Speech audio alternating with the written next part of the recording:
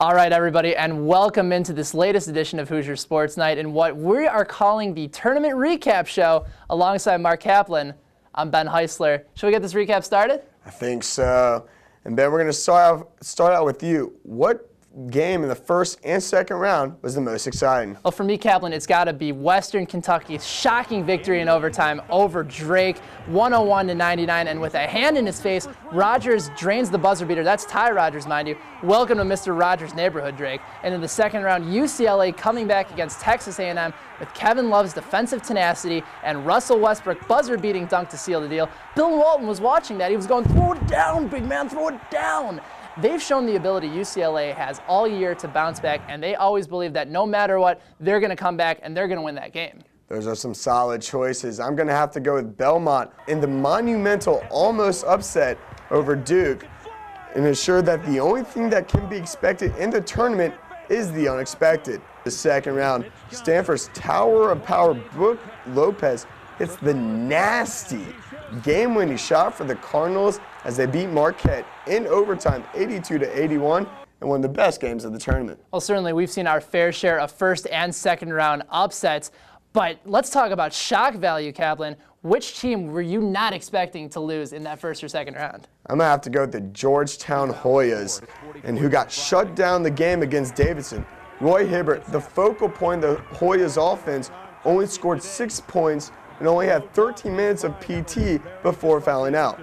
Davidson came back from 17 points down the second half to complete the miraculous upset as they marched into the Sweet 16. Well, I'll see your number 2 Georgetown Hoyas, and I'll raise you number 4 Connecticut, going down in the first round to the San Diego Toreros. Say that again, the San Diego Toreros. As soon as A.J. Price injured his ACL, that team went into straight-up self-destruct mode, and they couldn't hold off a mid-major who didn't even win their conference, just their conference tournament. UConn at one point was looking like a Final Four contender during their 10-game win streak this year, but their final report card ends up showing them as the second number 4 seed to lose in this year's tournament to a number 13 seed. Now you stay classy, San Diego, because the Toreros, you guys got it done. It's a solid pick. I like it.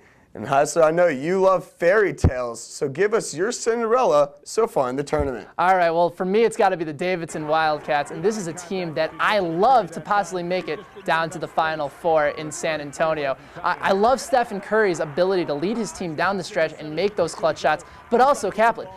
No one's talking about point guard Jason Richards leading the nation with 8 assists per game. It doesn't make any sense. No, help me out here. Strong backcourts and leadership will give this team an edge and a possibility, just a possibility, of beating number 3 Wisconsin in the Sweet 16. I'm actually going to have to jump on the Davidson bandwagon too, because they got capital A amazing Stephon Curry, who's averaging 35 points in the tourney. They will be tough to beat. Another team is Villanova, who barely got into the tourney and are led by sophomore guard Scotty Gold-Reynolds, who is averaging 23 points in the tournament.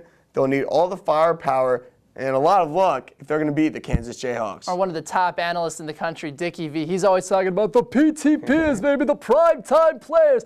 Guys have got to step it up. So who's going to be that one guy that's going to step up in these next coming rounds of the NCAA tournament?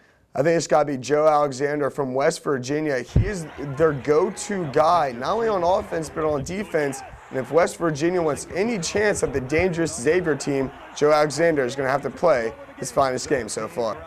Well, for me, Kaplan, it's got to be number 2 Tennessee Volunteers, and that player has got to be Chris Lofton. The senior guard needs to get it done on all sides of the ball.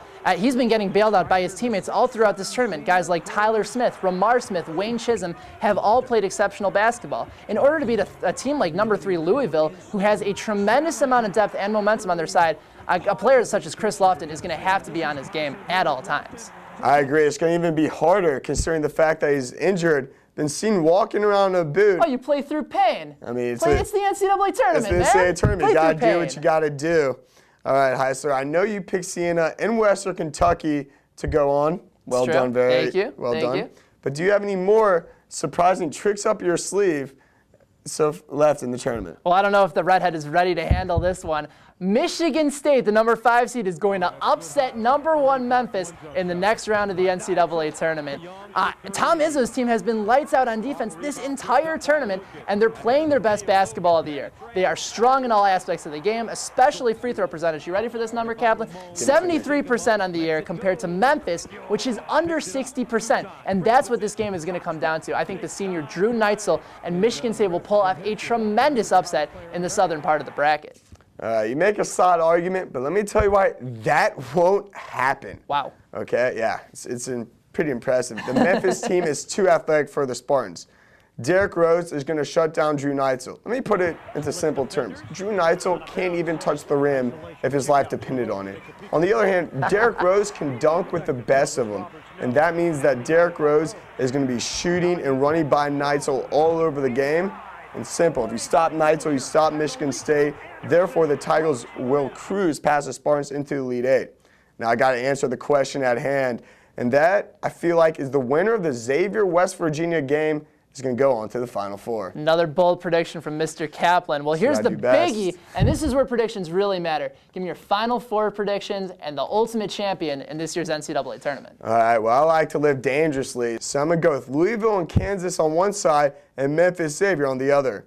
Louisville will get past UNC because they have defense, they have depth, and they have coaching, but they're not going to be enough to get past the Kansas Jayhawks, who have all the depth, all the athleticism you need on a basketball team, and they're going to advance to the finals where they're going to face Memphis. You have the Memphis Tigers, who are more athletic, deeper than any other team in the tournament. They have Chris Douglas-Roberts, who's going to win MVP because, simply put, he's the best player on the best overall team. When all is said and done, they're going to be walking to Memphis with the NCAA trophy in hand. Well, thank you for that little reference there, Mark Cohen, but I think you're the only person riding on that ghost train. Let me go and give you my Final Four predictions. These are the ones to listen to. I like North Carolina, I like Kansas, followed by Texas and UCLA. Starting with that first game between North Carolina and Kansas, I think Tyler Hansbrough will be too much inside for the Kansas Jayhawks, and he's going to dominate them on the glass and on the paint.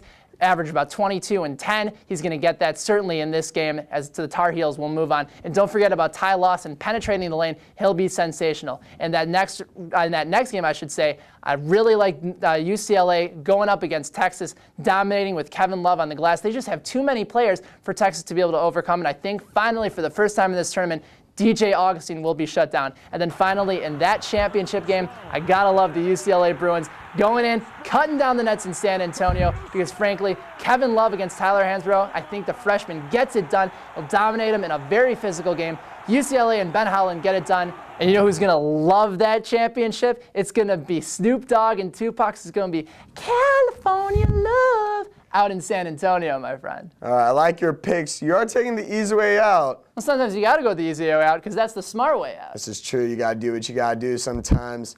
All right, well, there you have it. Our picks are set, and there's no turning back. So wait, so you're telling me that just because I made my picks on this Hoosier Sports Night television show that I can't deny them if I'm wrong? That's pretty much correct. Wow, that is living dangerous. Yeah. He's Ben, I'm Mark, and you've just been a part of the Hoosier Sports Night Tournament Recap. And remember, kids, if Kaplan picks it, go against it. Enjoy the madness.